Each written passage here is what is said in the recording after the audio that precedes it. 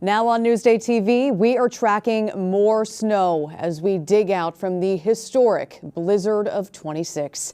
I'm Macy Egland. Long Islanders are dealing with the impact after a record 31 inches of snow fell at MacArthur Airport. Just a crippling storm, but things are getting back on track. New this morning, the LIRR resumed service on 6 branches. It's working to restore full service throughout the day. Suffolk transit buses will get back on the road at 10 a.m. weather permitting. Flights are starting to take off again at our area airports. As of last check, there were more than 400 cancellations at both JFK and LaGuardia, which is a huge improvement. Less than a dozen at MacArthur.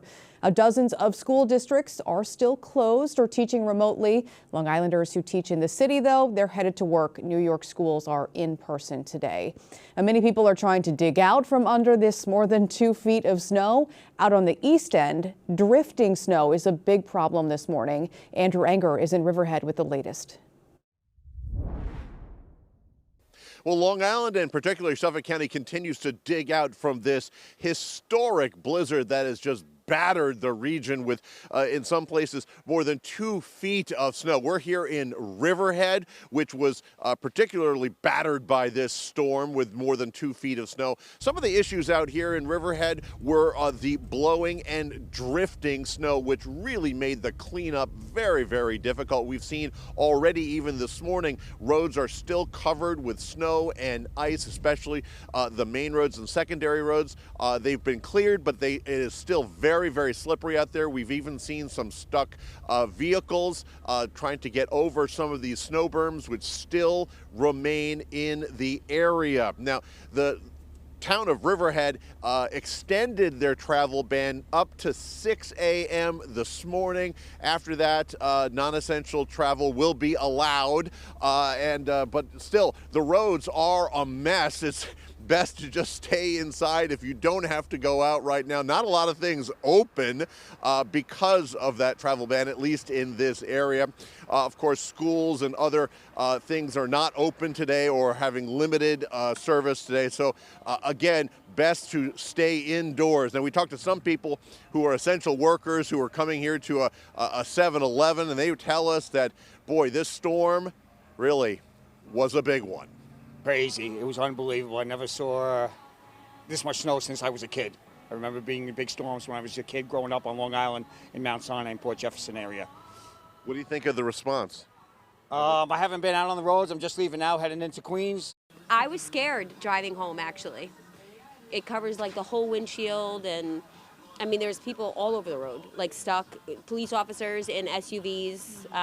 We were watching people be pulled out everywhere.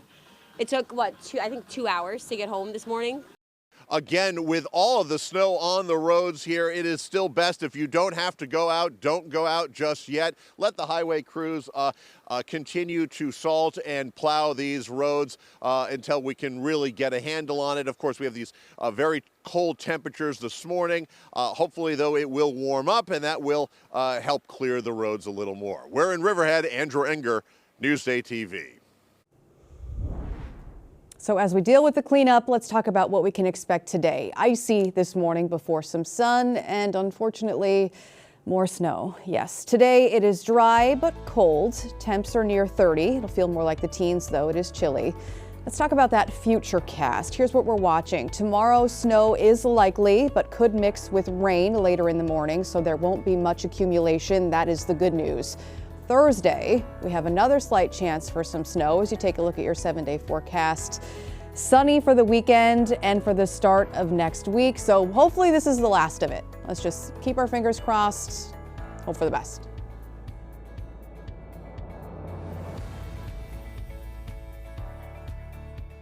Long Island weather is brought to you by PTRC.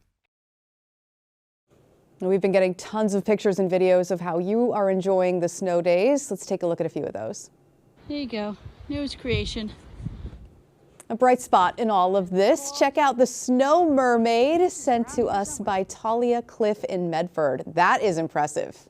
Beautiful. Here's 2-year-old Penelope Gonzalez enjoying her first blizzard in North Babylon yesterday. What a cutie. And this one from Erin telling us little Slayer does not like the snow. I feel the same.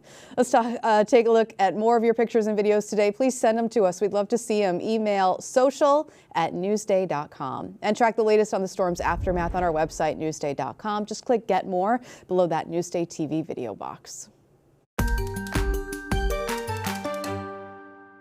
Only a Newsday. Court documents show a Riverhead woman has admitted to killing her newborn daughter decades ago.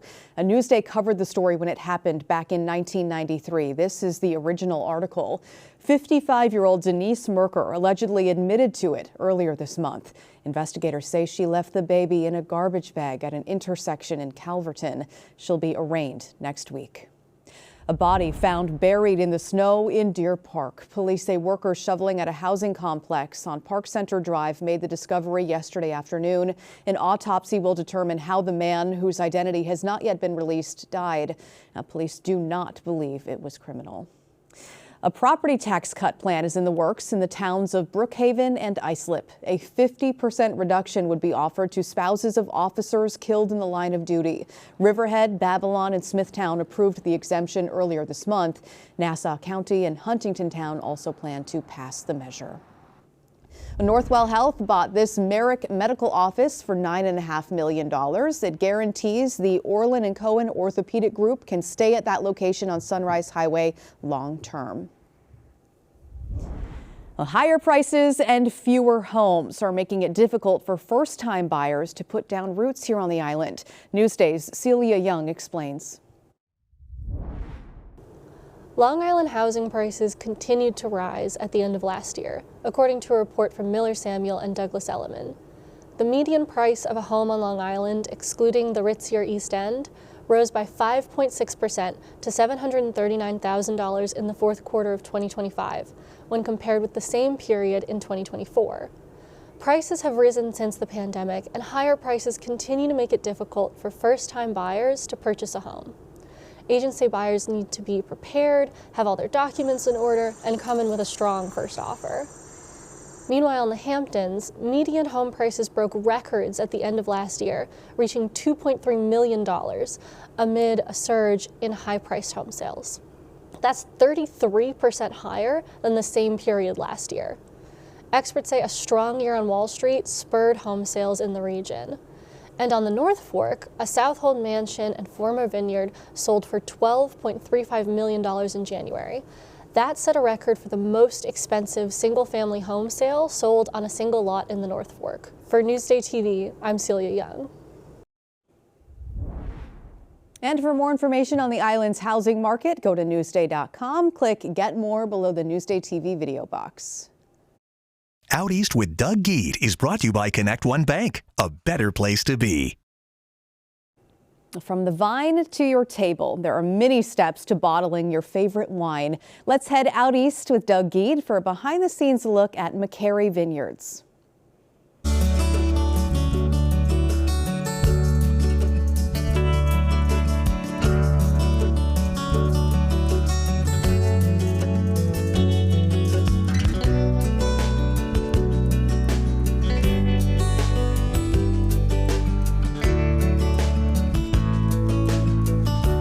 Probably know that wine is aged in either steel tanks or wooden barrels, but here at McCary Vineyards in Mattituck, they're also aged in concrete. These tanks are known as concrete eggs. As for the more traditional tanks, this steel one holds 1,000 gallons of wine. How do they get all that wine in the little bottles? Well, it's pumped through this hose into the bottling room on the other side of where we're standing. It's really a cool process that you're about to witness. I'm Doug Geed, out east on Newsday TV. At full speed, it can bottle up to about 3,000 bottles per hour. Bottling wine is a big production. Here at McCary Vineyards, one of Long Island's largest wineries, they do it a couple of dozen times a year. It begins with empty bottles working their way down the line to what looks like a small carousel, spinning the bottles as they get filled with, on this particular day, a rosé wine. And then it passes through a leveler, that ensures that the fill height is where it should be, and that happens right before the cork is inserted. And then the corked bottle makes its way down the line towards the capsuler, which applies a tin capsule to the top. The labeler applies the labels, front and back in this case. The bottles are then put in cases and are ready for sale. It's a process that usually takes a full workday. Winter's the perfect time to do it. Outside, the grapevines are dormant, waiting for the new growing season to begin. Inside, tasting rooms are sparse, with nowhere near the crowds that area wineries attract in summer and fall. But that also makes wineries a nice place to visit this time of year. Most are open 7 days a week, and there's plenty of space to relax. This is our barrel cellar, and it is all custom woodwork and stonework that Joe McCarry sourced here. And it's a wonderful space for intimate to couples or larger events as well. And then we do have a private experience for our private tasting suite, which is upstairs in our what we call our rosé room. It's pink and gorgeous, great for birthdays and celebrations. McCarry just celebrated its 30th anniversary, with 3 generations of the family taking part in the operation. We have a total of 500 acres, so around 180 or so are the planted vines. We do also have our own composting that we do here as well.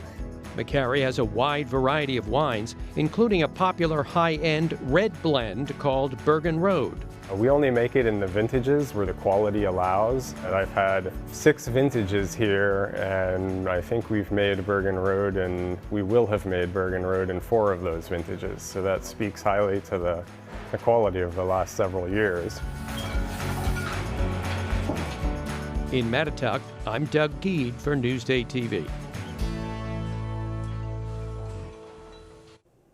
And for more Out East with Doug Geed segments, go to Newsday.com, click Get More below the Newsday TV video box.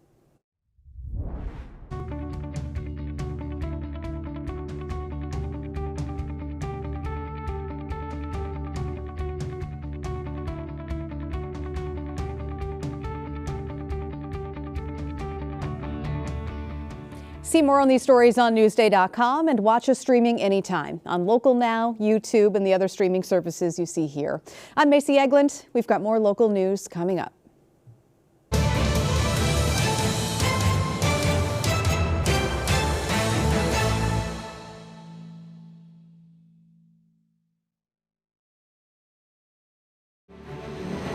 Powerful and personal. Newsday's documentaries explore the Long Island experience. Now streaming on Newsday TV.